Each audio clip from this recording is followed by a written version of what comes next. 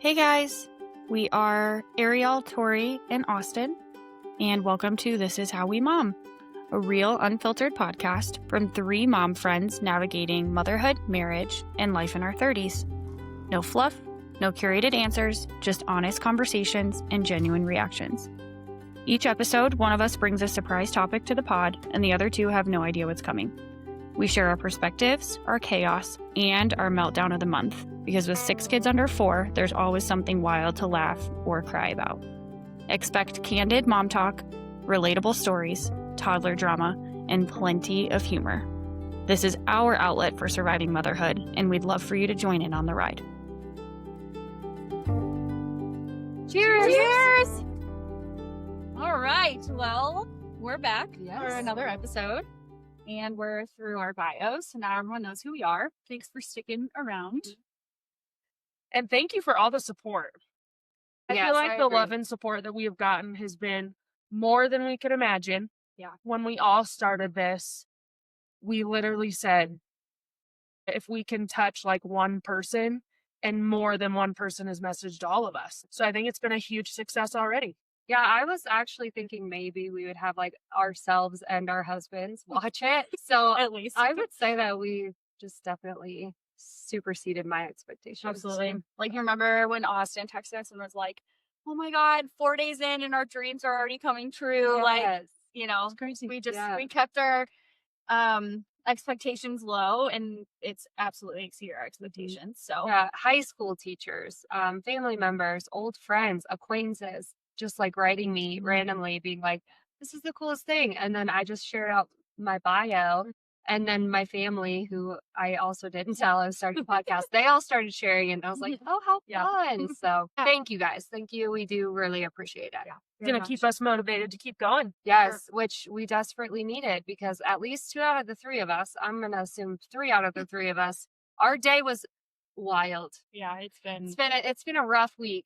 This will probably release around Christmas. So, are any of you guys surviving? If you're moms, like, how are we doing? Like, poll of hands. Like, who's alive right now? Because I'm like, yeah. Borderline. I feel Thread- like- Threads are keeping me stitched together. Yeah. So Right. Like, I saw a funny meme the other day. This has nothing to do. We will get onto the topic eventually. But saw a funny meme that was like, trying to keep the Christmas spirit alive on 2 hours of sleep, 13 Red Bulls.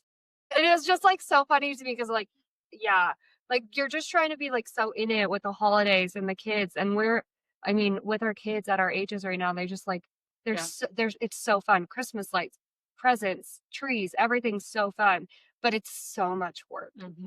Yeah, it is. So And much work. I just called Ariel on, what day is it today? Today's it's Friday. Friday. I called her Friday. on Wednesday, and I was like, I can't. Like, I was an emotional wreck. The age that my child is at right now, it is so hard. Yeah. It is so hard. And I remember when Logan was Lila's age and how you struggled so much, and I just felt so bad for you, but I like couldn't like do anything to help you. And now the roles are reversed. Yeah. I just want to come over and drink wine and cry because it's so Yes. hard. Yeah, I feel like they say like the terrible threes. I think that's true to an extent, but I think it really is like it hits you like a brick wall at 2.5. Like I used to say we were running into 3 like a brick wall, and then it starts to taper off. I'm hopeful about 3.5. Like Logan's not there yet, but I have seen a shift. But 2.5 to just after 3, they're like, I know. So bad. It's so Yeah. bad. like you can love them so much and still be like, Like, I was telling her, I was like, granted, it is almost my time of month. So I'm a very emotional human being currently. But I was just telling her, I was like, with like the guilt that I have with like making the 2 decisions to terminate that I carry with me every day, then I just feel like pressured to, and this is all internal. Like, no one is saying anything to me about like, you need to be the best mom you can be, and you need to be thankful for your child, all this stuff. This is all internal. Right. But I feel like I'm not even allowed to be angry with her or be frustrated or, you know, like I just feel like I don't have room for that, because I just need to be thankful that I have a healthy living child, because some people don't even get that. And that just like plays so heavily in my mind, Mhm. you know, especially in those really hard moments. Yeah. And I will say that, Which I also think is why it's so good that we have this roundtable conversation, because I know there's a lot of people that will connect with that. yeah, I feel that way strongly sometimes just over certain things that I say, and feel guilty for saying I'm like to my sister who lost her little boy too. Like the other day I said it and then her response and I was like, fuck, I suck. Like, and I texted her and I was like, I'm sorry. I literally said, she messaged me and said, hey, send me gift ideas for the kids when you have time. I was like, okay, well, like I'm at a brunch in Cheyenne. When I get back, I'll do it. By the way, why is coming up with gift ideas so hard? And her response was, well, I guess I don't know. And I was like, I suck. I'm so sorry. I said, I'm so sorry. That was such an inconsiderate thing to say when I know, like, you wish you had the issue. Like, sure. I'm so sorry. I just said it without even thinking. Yeah. So it's so tough. Like, And that's something you don't even have any perspective about until you have experienced that. And I've been like in that position too, prior to having my 2 babies that I've lost. You're like blissfully ignorant, and it doesn't Yeah. make you a shitty person. It just makes you ignorant to that side of Mhm. pregnancy and lack thereof pregnancy, you know? So I don't know. That's one of the things that I was talking about, like when I was going through my whole birth stories, is the perspectives that I've gained, I think have made me an incredibly, I don't know, they just made me a much better mom and a much better person. Yeah. And that's, you know, like because of that particular perspective. Yeah. You know, that's not the only one, but I just think it's a really important perspective to have. Yeah. But I think that both can be true. And I think that's hard too, is when you do have loss or when you have the other side of the coin too, is like you feel like you came over and frankly you're just like, I feel like I can't even yell at her because I'm like, she's my only living child. Like I should be so grateful. And I completely understand. I don't actually understand. So that's like that even the naivety of like saying I understand. I don't. But I also understand what it is to have a 2.5-year-old. And I'm like, no, but both can be true. Like you can carve out space for the fact that like you're grieving and the loss and like that you feel like you should be so grateful. But also like I think that when we try to just overcome and overcome and overcome and like pretend that things aren't that hard or I shouldn't be allowed that this is so hard or like it's really tough right now, but like I should just be grateful. It's almost like that like cherry on top of a cake where you are just spent emotionally, physically, and then it's like you're not allowed to be spent though because you should be grateful. And it's just like this layer that like breaks you, in my opinion, that it's like feel like both can be true. Like and I hope that I like spoken in that the other day, but it was just like, I think that it is so hard at this age that like on top of being a working mom, on top of not sleeping, on top of your now toddler deciding that she has learned how to communicate only in negativity and she knows everything. And you're like, I am running on empty. And I'm trying to set up discipline. That was the other thing we talked about is like, this is the critical stage where you like start to show them that like the wrong decision has consequences. So you're like, I have to do these things, but then I feel guilty. Like, why do we do this as moms? Like, both can be true. Like, you can, like, if, That's like, it. yeah, like we put this like guilt that's like a barrier to like do what we know needs to be done as a mom when we're tired. We're like, no, we still have to like discipline them or we still have to like, we have to overcome these I guess things. it's just the lack of patience that Yeah. I feel like, you know, and like I was telling you, like I only slept 3 hours because I had worked the night before. Yeah. I had minimal childcare that day. I was hoping she would nap. She didn't. The day before, she refused to nap. So I was up for over 24 hours. So you You're in know, the thick I of it. unfortunately like just was so, and I'm fine. I feel like I cope well with sleep deprivation, but with all my hormones and stuff currently, like it was the last straw, man. And but then, like I said, then I go think back and I'm like, it's not her fault. You know, this one quote, like, it never leaves my mind. It haunts me every day. And it's like, don't let your storm get your kids wet. And live my life based off of that. Like I go to work, you know, even going through both, you know, pregnancy losses, I would go to work and I would never treat someone like shit just because I lost my child a month prior. It is not their fault. That's my shit to deal with. That's not theirs. And that's just, you know, how I was raised. So I preach and practice that as a parent. I refuse to take things out on my child. Yeah. Refuse. And I feel like I'm taking stuff out on her when I do that. And then I just beat myself up, you know, because it's like, it's not her fault that I work overnights and I didn't get to sleep very much because I don't have very much help with her. Yeah. You know, it's not her fault. But then it's like, also, she's a shithead, you know? It's like, No, but like, you know? It's hard. And I it's just just take a nap with me. no. like any, I'll take any form of nap. You I'll want take to a movie. I will walk up and down this hill for the next 7.5 miles. I will do whatever it takes for you to sleep. You want to sleep in the stroller? We're hiking in the snow. Like, I'll do anything. Yep. Why won't you meet me halfway? That's what it feels like, I think, sometimes. But yeah, and I've been dealing with that a lot too because my business is ramping up and I'm like so excited and so grateful. And then I'm also like, I have my daughters Monday, Wednesday, and Friday, all me the whole day. But I also have deadlines and I also have these things. And then I'm working while I'm with them. And the guilt that comes from that like wrecks me because I'm like, can I just have a minute to finish this call? Or like, why are we singing Frozen, bloody murder scream behind me when I'm on a conference call? Yes, Lennon. And I'm like, Lennon, you just started talking, I don't know, a week ago, but now you know the entire verse of Frozen to scream in the background. Like, and then I get so frustrated, but I love that. I haven't heard that quote, but I love it. And I need to practice it more because I'm like, I get so frustrated and pissed. But and it then is I'm also a like, source it's not your fault. you know. You're cute. But like, I'm trying to work to pay for Christmas presents. Yeah.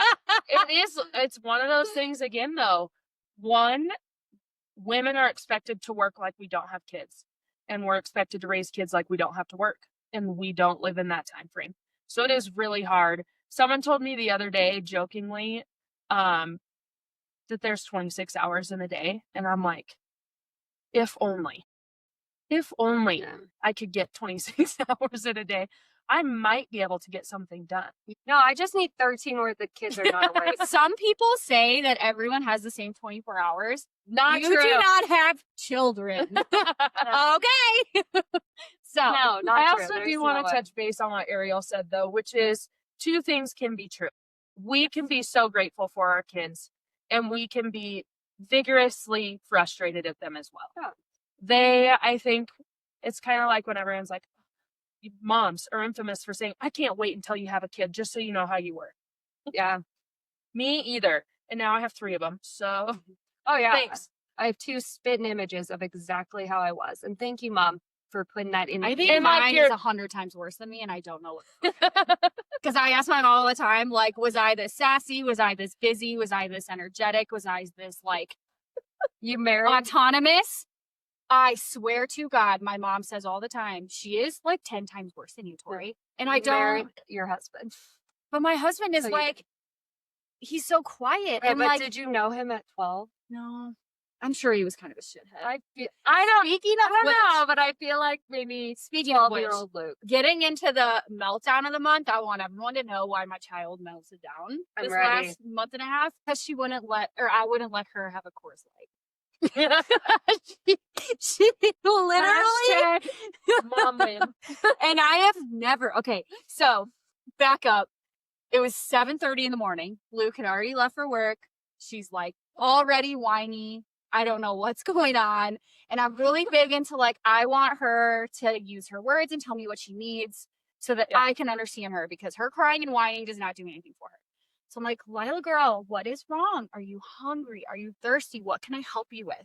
And she has her head like buried in the couch and she sits up and she goes, I need a Coors Light. And I was walking into the kitchen and I turned around and I was like, did you just ask me for a Coors Light? She goes, yeah, please.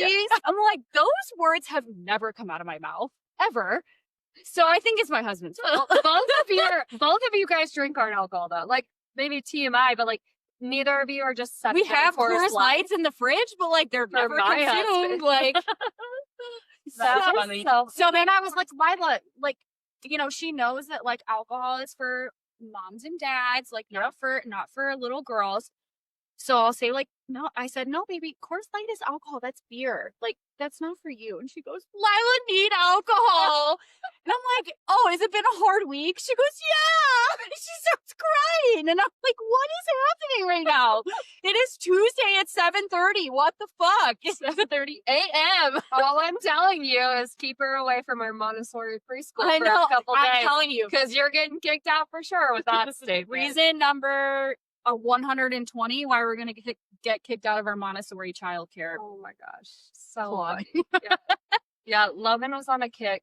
This is a tangent, but remember when Logan was on a kick for like 2 weeks where she was said telling he liked everyone alcohol? that Mama loves alcohol and Daddy loves alcohol. I'm like, Wow. Thanks, Flo.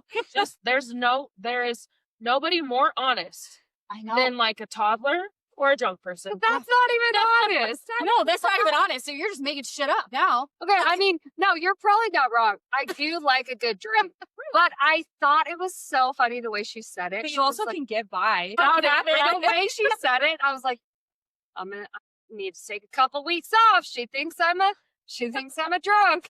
Or just put it in Lock up the stash. Oh gosh, it is wild. But So bad. meltdown of the month, that's a good one. That is a good one. 7:30 a.m. Coors Light.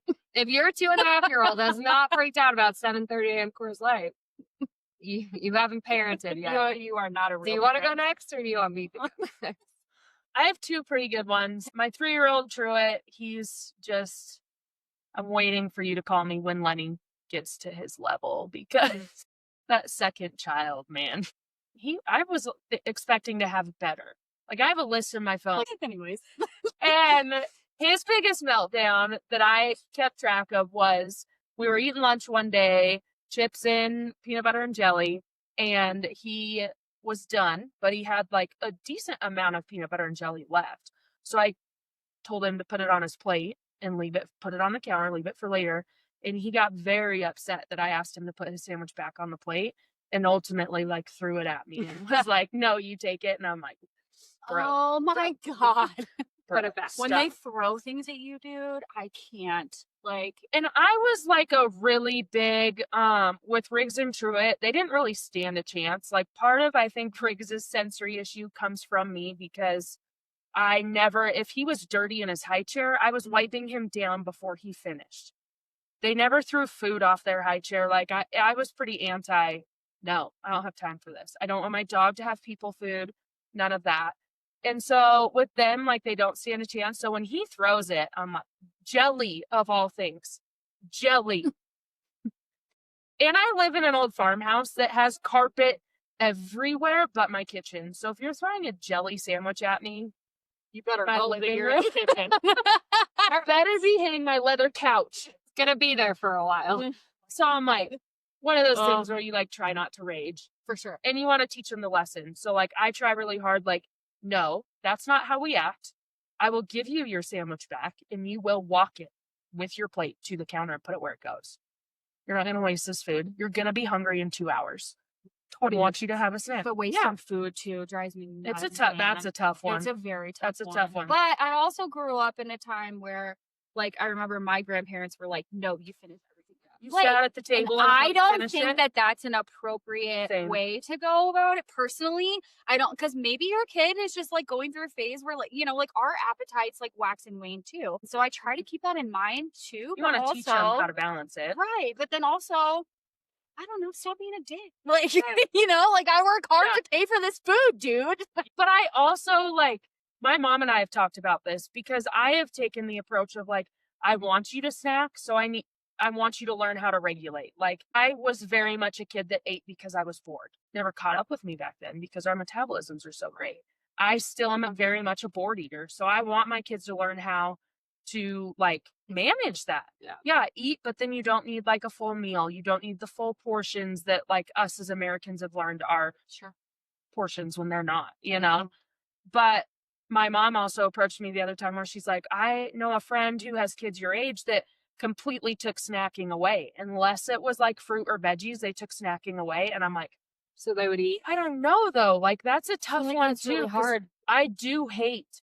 I also like feel like I would have to have dinner prepared by 5:30 every night if I was gonna do that. I did start cooking dinner a little earlier and stopped letting Lila snack in the afternoon because as she's getting older, I find it very important for me to eat with my family before I leave and go to work at night. Like that's the one time where like I can sit down with my husband and sit down with my daughter. Like I want that family time because because I work opposite of 1000%. what my child and husband live and breathe, you know? So I'm like, I don't know, just create some kind of normalcy. And then I want that to be like a time where, you know, Luke will like come home from work and he'll be like, so Lila, how was your day? What did you do today? Like, what'd you do at daycare? You know, like I want that to be established as a time where she can like share things and talk about, I don't know, whatever's going on in her life. And I hope to continue that.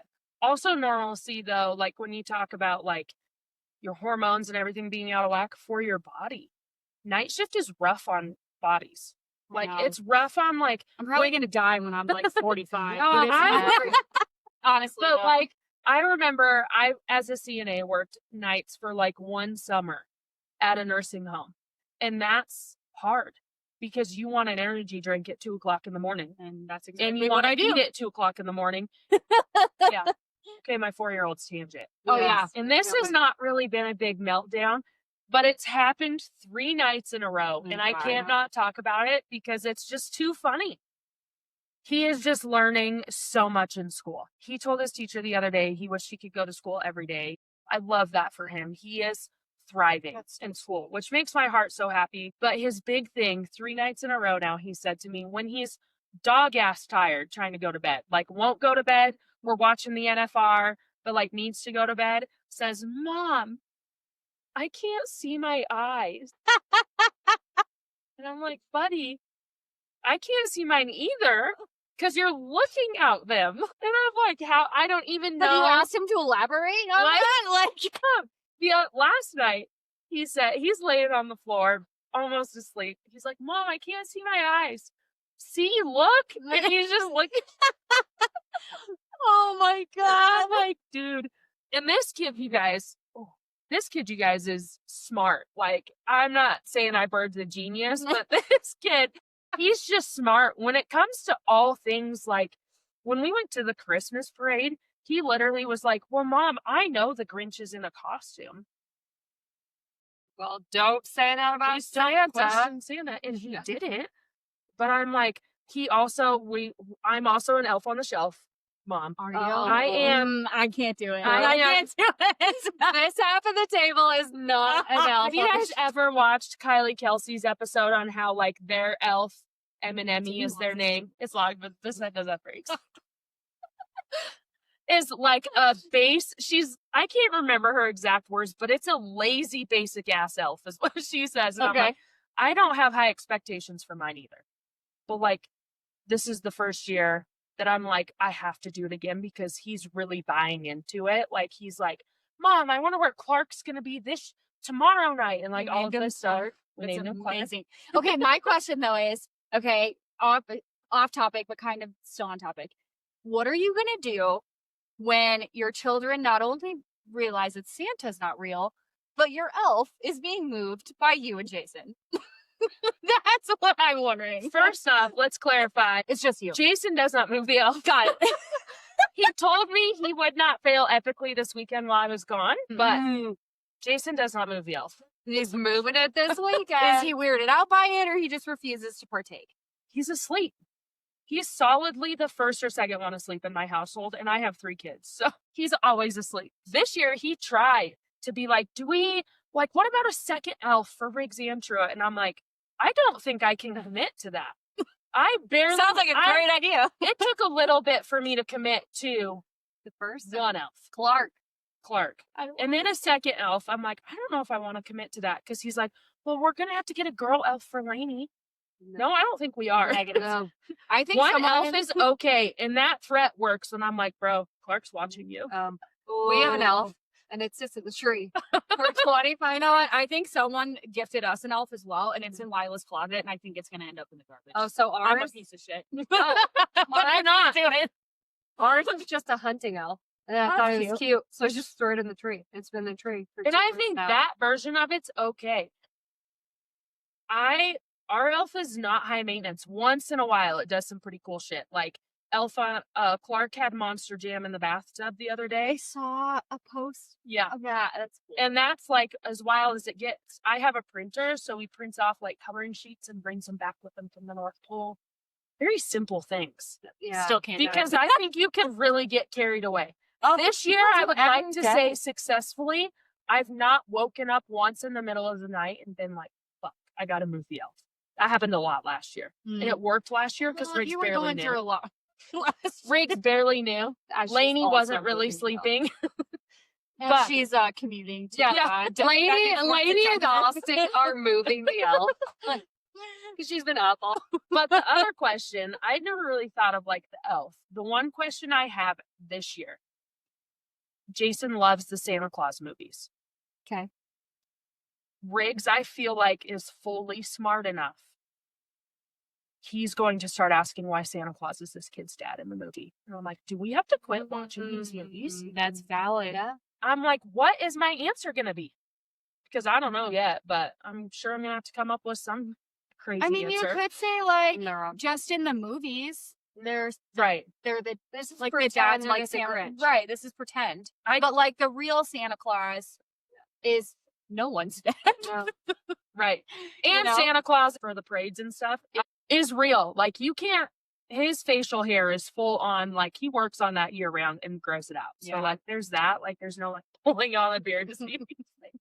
But yeah. I'm the wrong person to ask because I didn't believe in Santa as a kid. Really? Yeah. didn't? Why? No, I wasn't Not? allowed to. What do you mean you weren't allowed to? My parents. Religion? Yeah, religion. My parents told me right away that Santa wasn't real. I do have friends like that live know by what that too. Does that make you guys understand me more?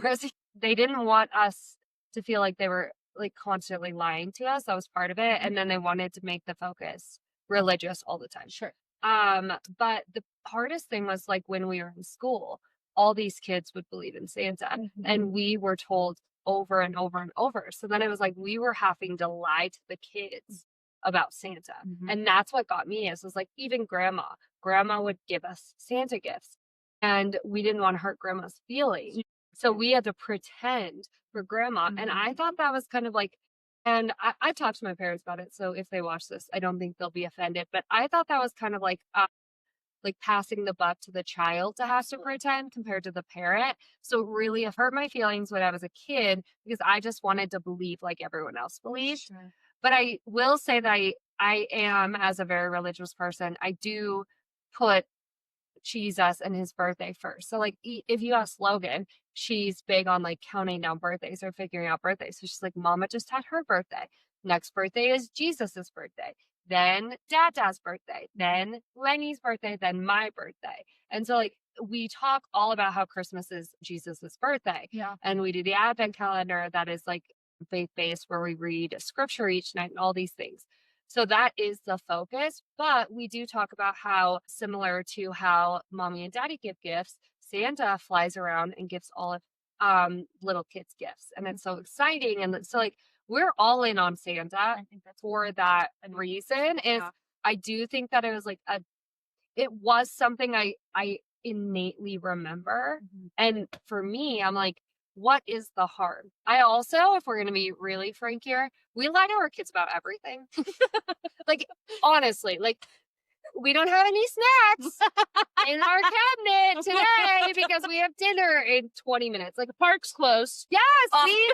we lie. Like, judge me if you want, but like, I think in general, parents lie about a lot of things All the to time. kids all the time.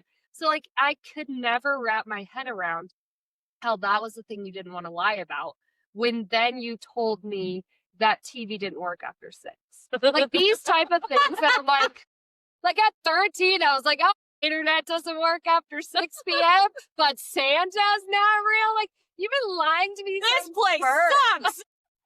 So that's my take on it as someone who is, I would say, very religious. Is like, I don't want to pass the buck on them having to feel like they have to pretend with their friends That's a or good their take. family. Like, I think it's important that they believe as long as they want to believe, Mhm. but we do keep the focus on it being Jesus's birthday.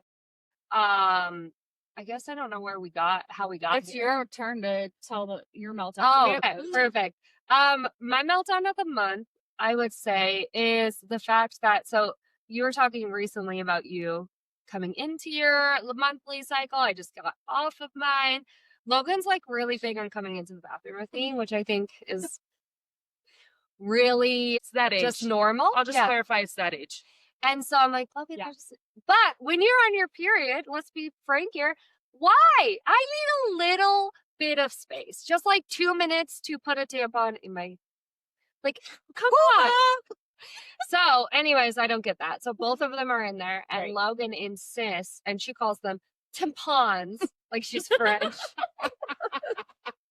And I die every time. She's like, my God. Mama, is that a tampon? Yes. We. She goes, we. Mama, you put that in your butthole. Yes, this should be our topic. And I'm like, no, I don't. So she decided she had to go to the bathroom after I did. And she had a full meltdown that she couldn't put the tampon in her bottle. And I'm like,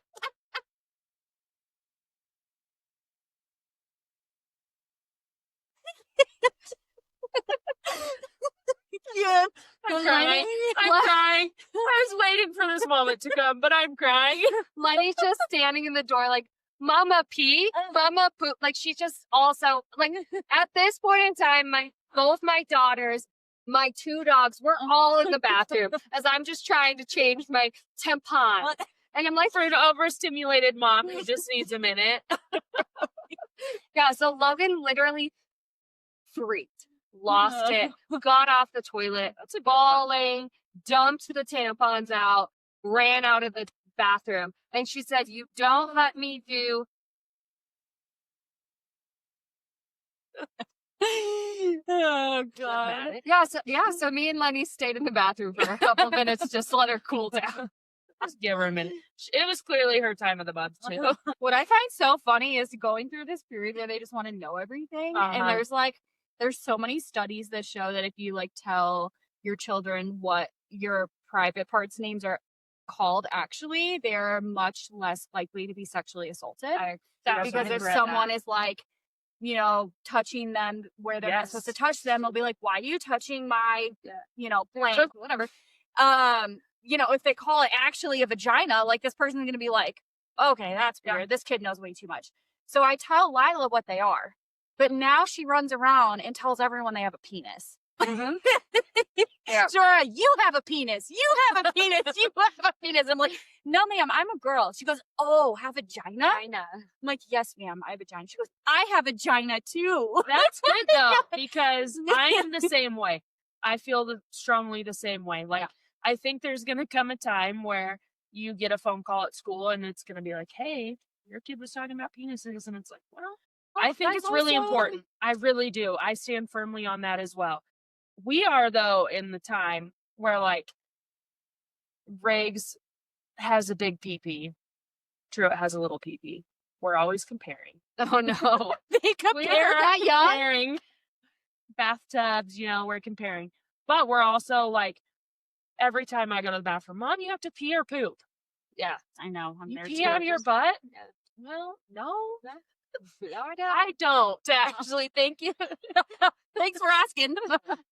But it is like a weird time because I am afraid that there's going to come a time, maybe not with my oldest. Yeah. My middle child goes to school next year. Oh yeah. And I ran into one of my son's helpers the other day at the grocery store. And I'm like, I don't know. I feel like we might be having some more conversations next year when I have them both in school with you because Riggs is the old. There's something about the birth order. So I have the oldest who's very much type A.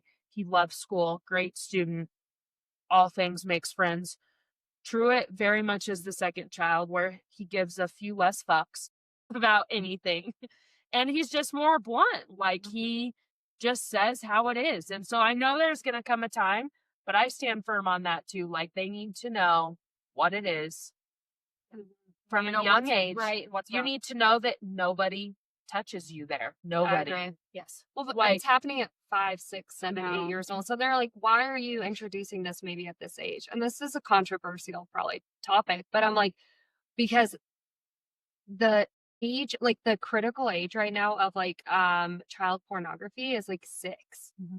or something. Which is That's crazy. devastating. I don't know. Just our own life, like the things we've gone through in our life. Like, I know that these things are real. I know that they're valid. I know that it could happen to anyone. Like, I've been in very compromising situations before, and I'm like, this is going to happen to my kids one day. I need to set them up for as much success as possible. Yeah. So, For sure. yeah. Sorry to take that turn. Now you guys know where we stand on that. But yeah, so if anyone wants somebody to talk about French tampons, that was the freak out of the week for me. I think that The one month. wins. That one was rough. I think was that just one like, wins. I think it's amazing. I don't know where we go from here. I don't know. The Coors Light's pretty good too. Yeah, though. so there's Coors Light. Also though, but like, what do you mean you can't see your eyeballs? What do you mean you can't see your eyes? I really don't even know what that Go means. look in a mirror. Right. You see Don't know what that He means. can't. Like, I think he's just so in tune to like looking and being able. That's so funny. Too smart. They're too smart for their own good. They are. Yeah, and they're just getting smarter and smarter Yeah. the older they get. I do So, too. I want to chat about. Wait, should we just preface again? Like, I know that the intro says it, but we each bring a topic to the table, and the other two people don't have a clue. I think this is gonna be a good conversation. I want to chat about the invisible load of motherhood. So, not just the Big one. physical chores, but like the constant mental project management, like keeping track of schedules, doctor appointments, birthdays, knowing when the kids are out of socks, knowing when the kids need more Tylenol. Unfortunately, we are the default parent, being the moms. I know that's not every single dynamic of every other family out in the universe. However, I would say that that is the majority. And I struggle with that a lot because I am also kind of a control freak. So I like being the default parent. However, it is very overwhelming at times. It's not that we do everything. It's just that we have to think about everything. Yeah. Like that's the big thing, you know? So we're the ones that remember, you know, what our kid likes and hates. Planning meals, babysitters, like we were just chatting about. Groceries. Backup plans, what's for dinner. Partners usually say, just tell me what to do. And I remember my husband and I got into it one time when Lila was sick, and he's just like, you know, oh, she had hand, foot, and mouth. Dear God. Bless Who- you. Dear Jesus, God. bless no, you, dear because God no- is right. Jesus, why did you create that? It was horrible. She had it 2 times within 4 months. Yeah. And the Horrible. first time was worse. The first time I ended up having to take her to my work, to the ER to get fluids because she was not eating or drinking for 48 hours and stopped making urine and stopped making tears, which means you're very dehydrated. Yeah. So, but I remember that she was just like so fussy and so inconsolable. And I'm like so overstimulated. I needed a break. And I said, I need you to help me. And he's like, well, tell me what to do. And I'm like, I need you to be a fucking parent. And I feel horrible for like losing my shit. But also like that is so incredibly frustrating to have to tell your partner to be a parent I agree. when that is all you do day in and day out. I so agree. it's just basically what I'm getting down to is like the mental load is exhausting. Yeah. So I wanted to bring that to the table and talk about it. Well done. Well done. That's a good one. Maybe you shouldn't have started. Maybe this is the only one we'll get done tonight. I know. I knew I was opening Pandora's box, but I thought it was important to talk about because I think a lot of people can relate to this. Yeah. So, what are your thoughts? I don't know where to start. I feel that immensely, and the first thing that always pops into my brain is like date nights or something when they're always like, do you want to go do this? Yeah. Have you found someone to watch the kids? I think of that all the time. Like, It's just every day. the quote someone says that always sticks with me is like, who knew the hardest part of being an adult was figuring out what to cook for dinner every night? Oh my God. I'm done. Or I see social media posts all the time, and it's like women just sitting there like this, and they're like, oh my God, I had no idea I'd have to sit here and figure out dinner for 365 days a year for the rest of my fucking life. It's like, it is kind of true. Those ones, it's always like, if you could hire somebody with like an unlimited budget, what would it be? Mine would be dinner. Mine would be meal I prep. think I'd want an au pair. Mine would be a cleaner because Ooh. my house is killing me right now. I always think of it though, like, I wasn't constantly cleaning my motherfucking kitchen. And my, like, doing dinner and breakfast and lunch all the time, because I'm not a breakfast eater. So, like, having to wake up and They do are. breakfast for my kids is tough. Mhm. I mean, they're asking for breakfast at 5:30, 6 o'clock in the morning, and I'm like, my eyes aren't even open yet. Like, please give me a minute. Let's watch cartoons for a minute while I wake up here. Mhm. But it is, like, I wonder if I would hate cleaning less if I didn't have to cook. That's a But good it's point. tough, especially going back to work. Right. Mondays are the worst because And I think Mondays that's are my what's- busiest day. So,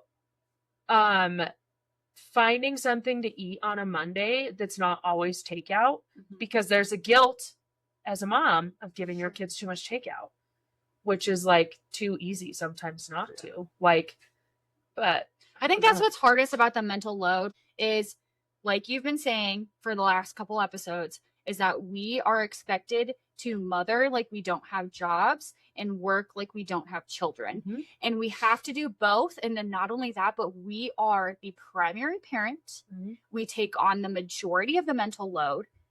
And we have to acknowledge that it is so hard.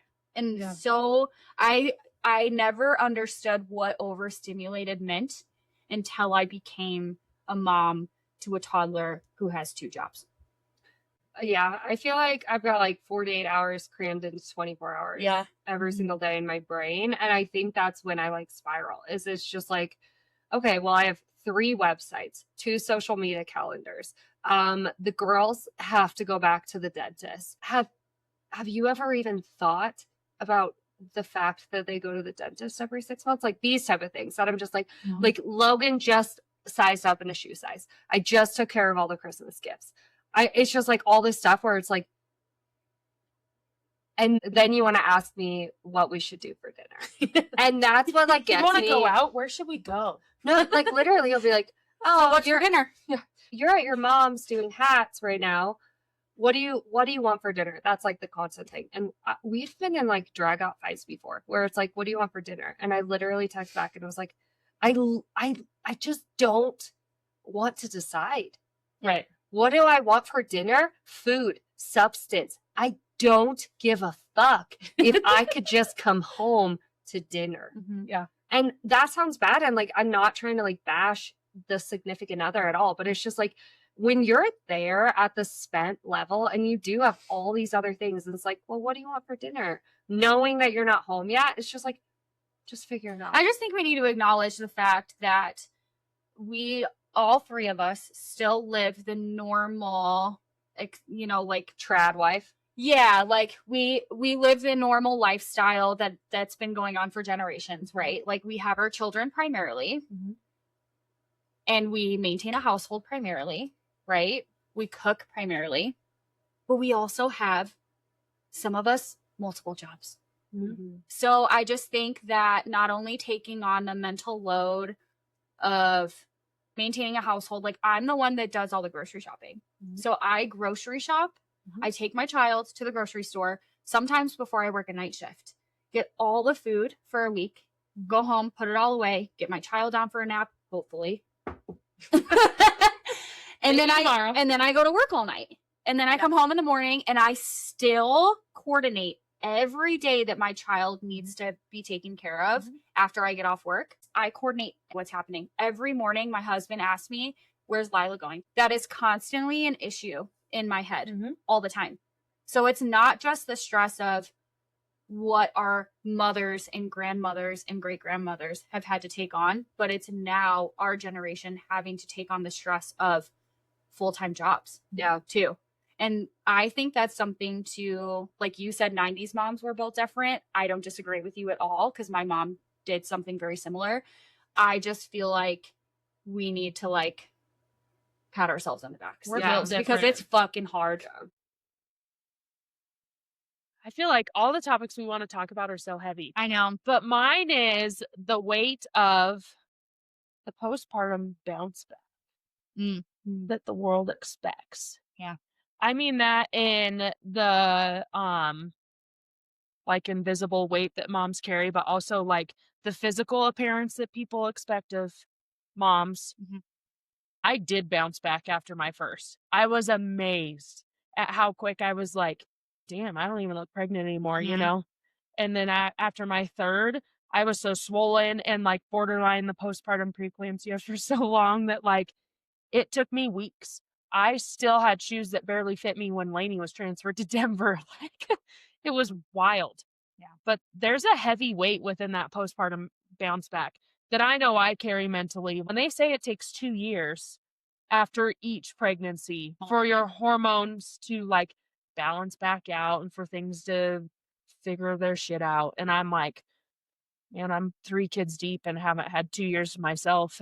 Yep. Yeah. In I a think you minute. also have the preeclampsia and HELLP syndrome portion that you're just retaining so much fluid. Yeah. You are put in a completely different category. Yeah. Unfortunately. Yeah. You just are. And I it's don't know. compounded. Like multiple kids so close together, like it compounds. Mhm. So it's like, It yeah, does. the first one you feel like that, but you really you bounced back for 6 months and had like we're pregnant again. So like I mean, I did the same it thing. compounds. Yeah, Yeah. same. Yeah. It compounds, but I think that's the biggest thing is like I felt pretty good after Logan. I do like I feel like physically my body does essentially bounce back pretty well. But then I look back at photos where I think I've bounced it back doesn't. and I'm like, what the I know. Yeah, I so even it's like, had like a I thought meltdown. it was good. I had a meltdown recently and I was like, Luke, I feel like I look way different. And he was like, no, you don't. And I'm like, but I feel like I do. And I just want to make sure that like you are still into me. Right. You know, I do get like I that. know we still like That have attraction. sex, but like Yeah. you also don't have a choice. We're married. So, and I That's what recognize it is. that. So, you know, I just want to make sure that like this is still like what you want because it is so hard. We are so judgmental on ourselves. Yeah. But like I remember being in the hospital after I had Lila. And I remember Luke made a comment, like he's like, I can't believe how small your stomach is. I'm like, I know, me neither. You know, I bounced back so quick, but then I've had 2 more pregnancies and I feel like I just can't get rid of This. The mom the pooch. pooch. Yeah. It's a thing. This It and is. the hips. But also I'm not like actively working out or things that I've probably like That's and so I am. hard. We're not the same people. I am, but I just yes, I do feel like it just shifts, but it just like annoys the shit out of you. And like my appearance isn't everything to me. So like it's not what I lead with. But I also have always had a great metabolism. I've always been thin. Like it's always been a good backup. Like I could always fall back on the fact that I have a good metabolism and I've always been thin. And then my brain tricks me where I was like, oh yeah, you bounce back great. And then you see photos and I'm not kidding, I burnt one. I lit one on fire. I did. I was so mad because I was like, We still burn things. I did. I think it was fucking great. I looked like shit. And if anyone else asked you, you were like 6 weeks postpartum, like you're not gonna look that great. Like, of course, but it was like, then why did someone let me wear a bodysuit and jeans to the rodeo? Like, I looked like shit. And inevitably, I'm like, I do think I bounced back, but I will never look the way I did. But it is hard not to have like a mental. Ultimately, I think that the comparison comes from social media. 1, I agree. Yeah. 2, I think the pressure to bounce back ultimately falls on ourselves. Yeah. My husband. Because these are things, right? I mean, Body dysmorphia is a thing. I could be speaking out of context for some of us. I don't think any of our husbands are saying things like, why do you look this way? No. Like, well, you know, you No. need to be skinnier. It's 1,000% I think this us. is all in here. And I just think that we need to give ourselves a little bit of grace, you know, and that's hard to do in the moment. And I recognize that. And I've been there. We've all been there. It is so incredibly difficult. And I will say that that was incredibly difficult for me after my second pregnancy because I was so pregnant. I was less than 2 months from having my baby, and I was huge because he was a boy and he was way bigger than Lila was. But I struggled with that because of, like, the decision that I made, but ultimately, like, I had to give myself grace in that moment, you know, and, like, give myself and then I was pregnant 6 months later, you know? Yeah. I was pregnant 6 months later and then got to 21 weeks and then terminated again, and now I'm only 4 months postpartum. Yeah. So I just think, like, we all need to have some context as well in our own minds, but it's hard to do that. It is It's hard. it's hard to give ourselves grace. It is so easy to be that person for someone else and be like, "Listen, you need to take into consideration this, That's this, and just this." it. But then when you're talking to yourself, you need to be kind Take as your own well. advice. Let's be kind to ourselves, and I need to practice what I preach to. Yeah, I yeah. really, really do. But we really need to be kind to ourselves. Yeah. Because Well, and I think you hit it on the head with, like, social media. You never know these days what's AI, what's real. You really don't. It's really hard. So, I'm gonna let like, you know.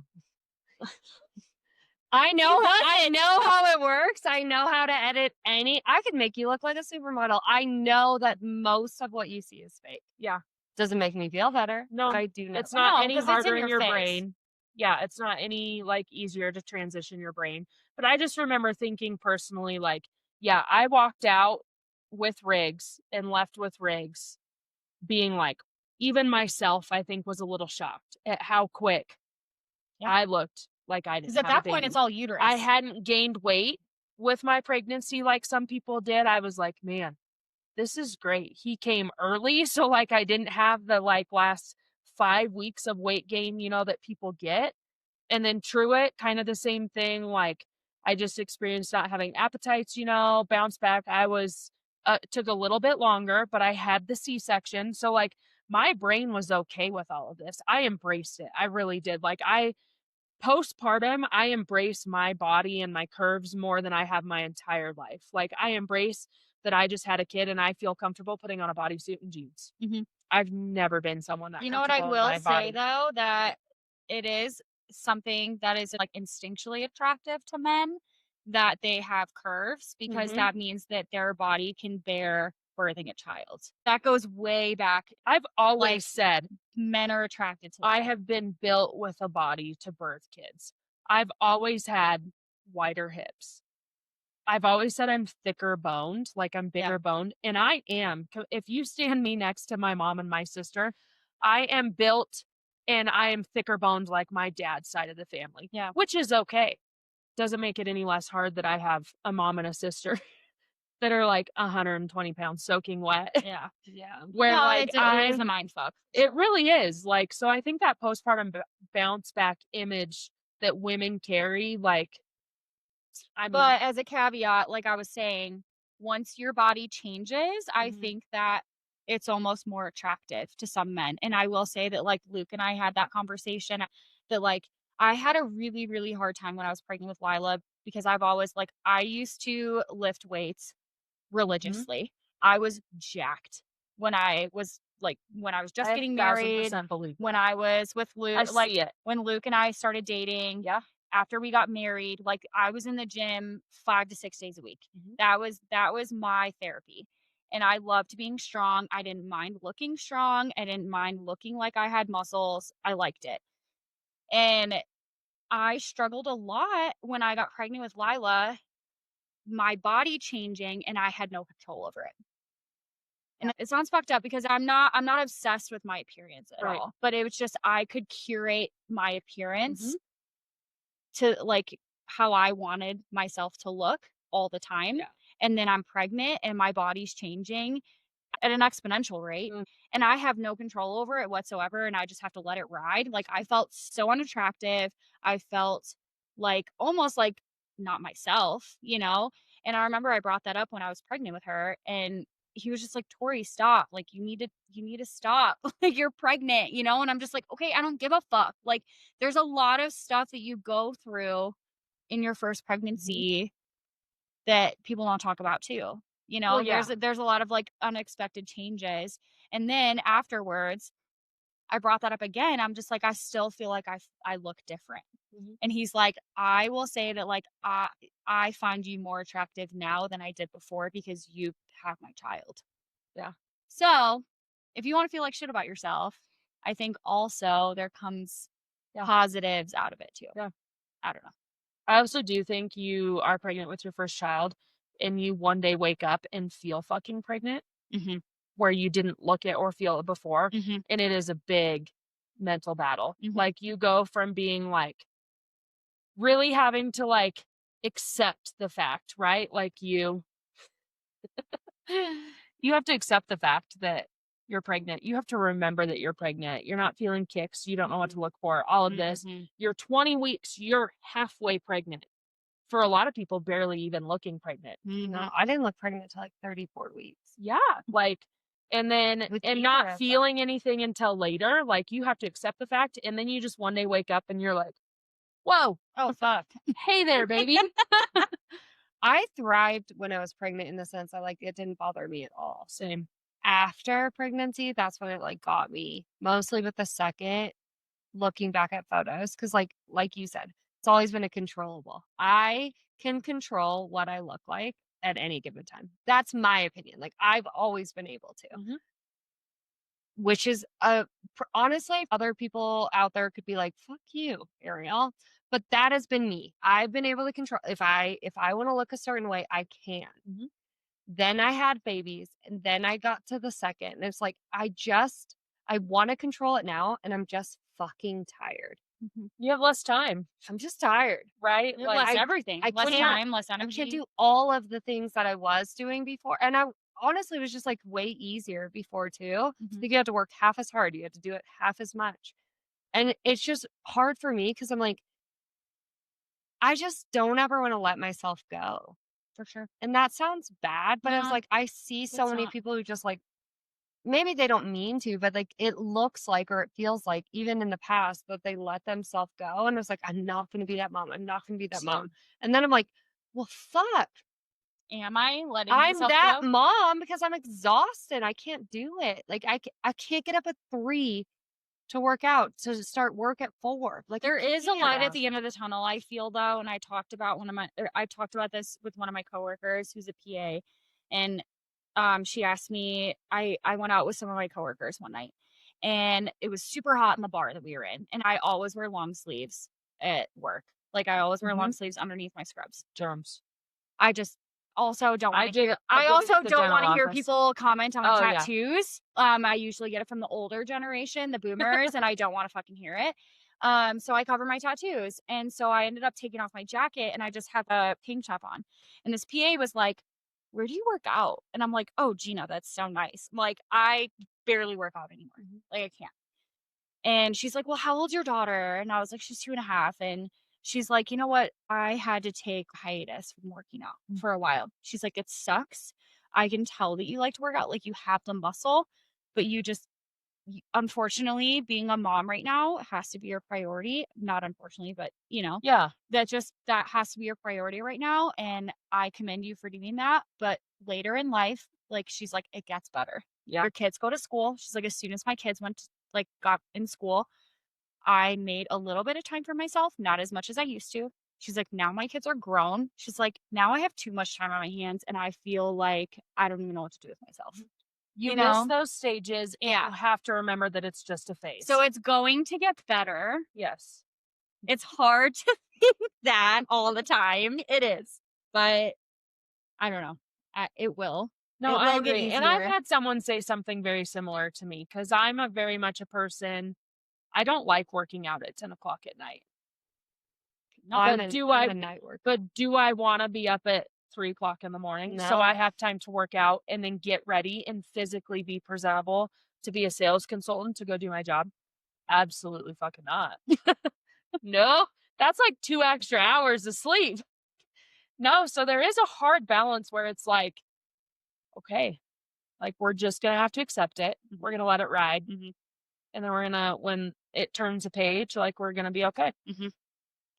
Yeah. Okay. So I think this is going to be like, this might be a hard topic to discuss, but like you you're obviously done having kids Mm-hmm. because you have to be. Mm-hmm. Like, you are having a hard time growing your family. Mhm. We're going there with this first episode, so I'm sorry. But, like, I could keep having kids. Mhm. Maybe not, but so far it's been like, I could. How do you know when you're fucking done? Like, Mm. how do you know? Because I'm gonna cry because I'm like, again, weird topic after what we've just talked about, but I'm like, I feel like I make incredible babies. They turn into incredible toddlers. They make me want to like pull my hair out, but I just want like a lot of them. And then sometimes I want none of them at all. Are you really a parent if you don't feel that way? Honestly, I just, though. but like, I'm in my mindset right now.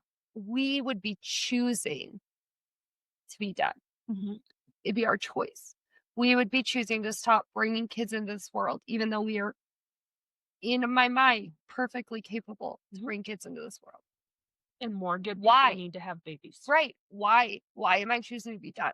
Is that like what is making me choose to be done? How do you know? Like and this might be a poll for like the audience I eventually, feel like but this like, would be a good poll. Yeah. like, how do you know that you're done? And like, coming from the stance of somebody who is like absolutely done and somebody who's like trying to grow their family and having a hard time, like, do you guys have opinions on me choosing to be done? Like, Mm. I want to know. I want to know on it. Like, that's what this is here for. Like, we want hot Right. takes, but like, I want to know your opinions. If you could, Yeah, if but- you are having perfectly healthy babies consistently, when would you be done? And Yeah. how would you know? I mean, Again, that's this is why super we did it. valid. Yeah. We're all in 3 very different situations. Yeah. I think that even from my standpoint, I don't think I'm done. I think that if I were to find out I was pregnant tomorrow, like, I would let it ride until I found out that the baby wasn't healthy. I don't know. I also struggle a lot with like making that decision as well. Yeah. I struggle a lot because the way that my family is right now, I love my daughter to death. I cannot see myself only being Lila's mom. Yeah. I love being Lila's mom, and I did say that in my episode where I was like, maybe I'm only meant to be Lila's mom. In my heart, I don't feel that that's true. In my heart, I genuinely feel that I am supposed to give her a sibling. Be more. Yeah. I've given her 2, but I'm supposed to give her a sibling Earthside. I really am. Like, I think she's going to be amazing. I feel, though, from your standpoint, when you don't have to deal with all of that extra bullshit, I think that that's something that needs to come from your heart, because when you start to weigh in all the other external factors that come into play, you're going to talk yourself in or out of it. Yeah. I think that's where I'm at too, is like, so what if your husband decided to use done? I mean, that's hard too. Yeah. Then you're kind of, Like, he's good either way. And for he's me, good either way. no, he's like, I'm done. Like, he's like, I don't know why we need anymore. Like, I'm done. Like, I'm good with being done. But I Does think he like, entertain your Idea. side? Yeah. Like your side of it? yeah, but my concern is like, if he doesn't actually want another You're going to be one. doing it alone. Yeah, I'm like, Do you not feel like you're doing it alone anyways? Sometimes? yeah, You know, like, not to be a bitch, but like, I mean, I feel like he works so much and he's at the ranch, and you know, like, it's like, That what's going to load. be different? yeah, I just like, for me, Once it's like, again. for me, it's hard because it's like, the girls are so close together. Right. We are now taking a gap. Mhm. I don't want like a tag along. I never wanted 3. So I was like, then we should have 4. 2 close together, 2 close together. But if it was a little boy, maybe we could do a tag along. But then it's like, when we're doing like volleyball camps and club and all this stuff, these girls consistently will be like able to do that together if that's what they both want. And then we'll always have another to tag along or do another. But I just have always been a firm believer that like if you can have babies and they're good and beautiful and like then have them. So I'm like, we should have more. But then I was like, I literally don't sleep some days. So I'm like, I'm still working. Like, how do I work full time and have a third? And then it's like, we also love our lifestyle. We love our lifestyle, where in our lifestyle is expensive, and we consistently get childcare a lot more than people who don't have family around. Like, but my parents are old. They can't watch them forever. So it's like, and they can't watch three potentially. Like, my mom is dealing with like health issues, and my dad is in his 70s. So I'm like, who's going to watch three? So then we're not going to be able to do these things. Is that going to be enough where we're home all the time? And frankly, who's going to be home all the time? Like, is it not going to be enough where it's not now me? Like, I chose a third. So now I'm going to be home all the time. Cause like, is my mental health going to handle that? I like battle all this different stuff. But then in my brain, I'm just like, am I done creating these like beautiful babies? humans. Yeah. Especially when I was like, we should be so grateful that we can. And we are. And I mean, hopefully nothing happens, but like, God willing, we've done this thing where we can successfully have a baby when we want to have a baby so far. So why are we not having babies? But he came from 4. I only came from 3. Like, my mom is like, my little brother is like her godsend. Like, she was like, that baby saved me. Like, if you're unsure, you should have another one. But I don't know. So that's like, I think that's a honestly hard good point. topic. I think that's a good point. If you're unsure, I think you should have another one, because I feel like when that's not like an end all be all. Okay, that's not like a yep, you're sure, just fucking send it. But I feel like though, when you're done, you're done. I think that's like I think so. Not in your situation, It's because weird you have because I to. sit on firmly like a few different spots here.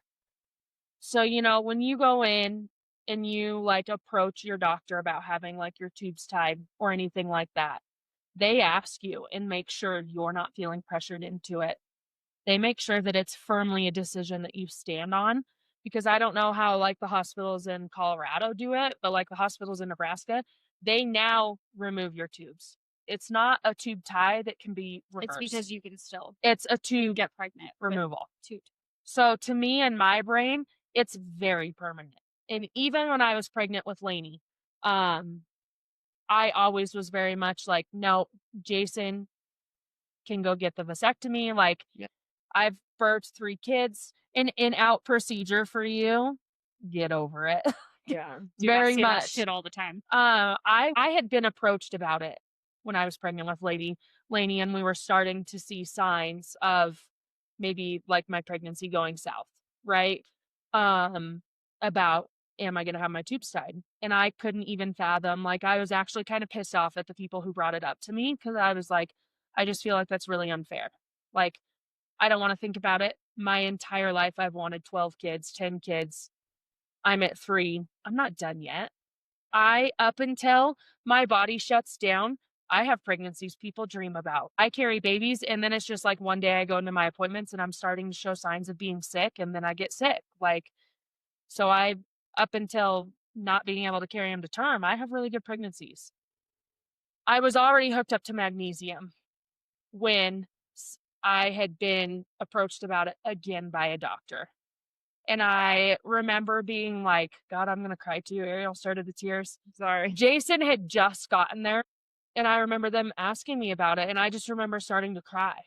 Like, I was pretty solid in the moment, because we've been here, done this before. But I started to cry because I was like, I don't want it to be done. Like, I'm not done. And I also remember telling one of my coworkers, I wish I could keep having babies, because I want to figure out why the fuck I can't carry a baby to term. And she's like, yeah, but that's not the point. And I'm like, you're valid. It's not the point. It's not the point. But also, if I could figure it out, like, what in my body isn't functioning? Like, why at 28 weeks does my body just shut down? Whether I'm on a strict diet or anything, like, my body just shuts down.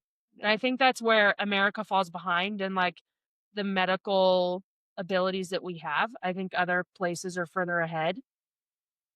But I just remember telling my doctor when she came in, being like, I feel like you need to remove my tubes. I just remember being like, I just can't risk it. I cannot risk my husband and my soon to be 3 healthy babies just because I want to have another one. Yeah. I'm blessed. I am so freaking blessed with the So I babies think your I have. circumstances are very special and very unique because you were almost forced into that. And I was almost forced into that decision as well because I almost Yeah. needed a hysterectomy. Yeah. And I That's why I brought struggled with this up. that as well. But I think going back to what I was saying, I think the people that I am close with, that I talk to about this with, that have had multiple healthy children, that don't usually have issues with their pregnancies, they know when they're done. Yeah. Yeah.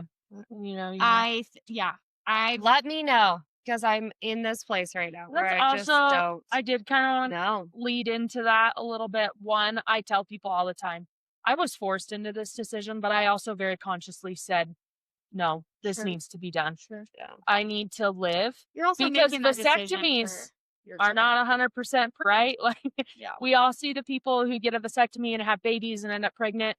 I knew that I couldn't risk that. Yeah. But I've also hit stages with my kids where I'm like, holy fuck, I'm glad I don't have to do that again. Sure. Exclusively pumping. Holy hell, I don't know if I could do it for one more kid. No. I know I would, but I've always said I will not risk my mental stability over Feeding your formula. Maybe again. Yeah. And I was pushing the limits on how long I went with Lainey.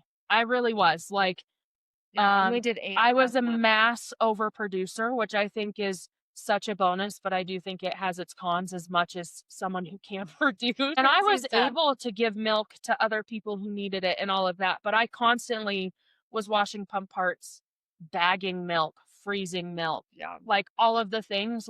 And I hit the burnout stage where I was like, I can't do this again. I There's did no way. all of that alone. Backwards car seats.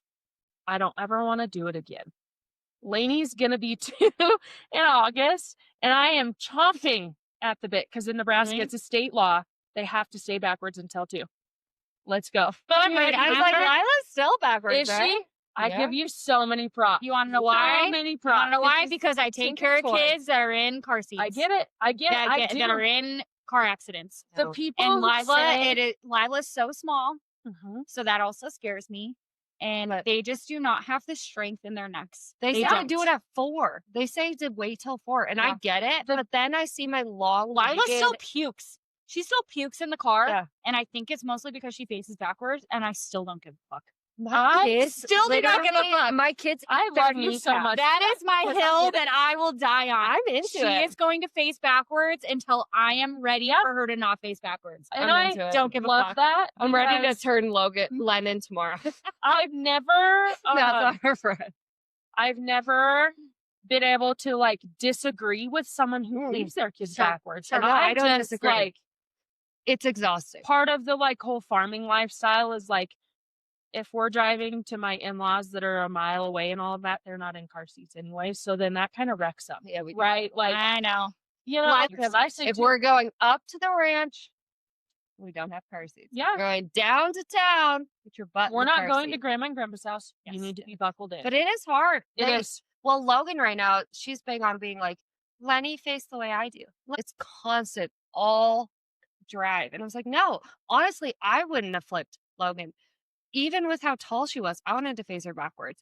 But my husband flipped her in his truck. And then it was like, And then it's a oh, why do I need to do this in my car? And I was like, oh my God, it never ends. So I flipped her at 2.5. But at that point in time, she was like my waist high. Like Yeah. her legs are, She's very long. But they do say even the like them going like this It's in a way car better. accident It's is better way than- safer than them going Yeah. forward yeah. with I the believe inertia it. of the vehicle. I can't not argue that because I read it and I see like the medical science behind it and I'm like, they're not wrong. Also, I know. Yeah. Sorry, guys. That's and like, No, but it's that's fine. different because Wyoming, there is no law. It is, you can put him in it the is- fucking front seat. it's just follow honestly, the yeah. regulations of the car seats.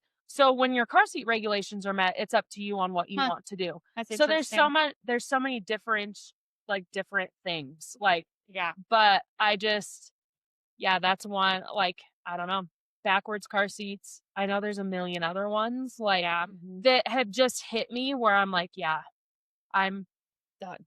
I'm You're done. for sure. I Maybe you're almost like relishing in the fact that you are done. Like maybe you're not like glad that you're done because I think ultimately deep down you would like more. Yeah. But I think you're like relishing in the positives of the being done. positives. Yeah. I always try to find the positives. Yeah. And also I think I it's want to a be more way like you when I grow up. think it's a way, like, I don't know how to feel things. So for me, it's my way of like accepting that, Coping. like, yeah, I cope. I'm done. This is a sign that, like, yeah, I'm done. Yeah. The bottles, any of We that. almost look And for a sign in also, things you do anyways. if Like someone were to call me tomorrow and ask if I needed to take in a baby or foster, Yeah. I would. Have you ever thought about adopting? Jason and I have talked about it. Yeah. I've more so gone along the lines of like fostering. It's weird because I heard a commercial about this today, you guys. Like, even like the short-term fostering of like, hey, I affects the rest of your 1,000% would do it. it does affect the rest of your kid. My grandma was a foster parent and I grew up in her house and she had a shit ton of kids all the time. And she was amazing for doing it, but it was a lot in the house. It was Especially a 'cause lot. you're Ask not- Brady. He dealt with a lot of foster stuff with like very close people, and like people foster to adopt, and then they didn't adopt, and so like for him that's like a big thing for me because I always thought It would affect or you your- get them taken away, right? You foster to adopt, and then then that's they what go you back, or you or foster them and you get attached and then you like, you know, which I wear or my you heart on my foster them sleeve. and then something happens to one of the other kids because of a foster at a certain age. Because it is, I mean, they come most of the time at a certain age. High risk. They're high risk. Like they just Our high school psychology teacher fostered like over 40 when we were in high school from kids that went to school with us until like and I was either. all about adoption. I still am about adoption. My biggest thing is like when you adopt at 3, does that baby think that you just like there's that thing where it's like I had 2 healthy babies and then I wanted to adopt and the baby's like why? Like there's that stuff.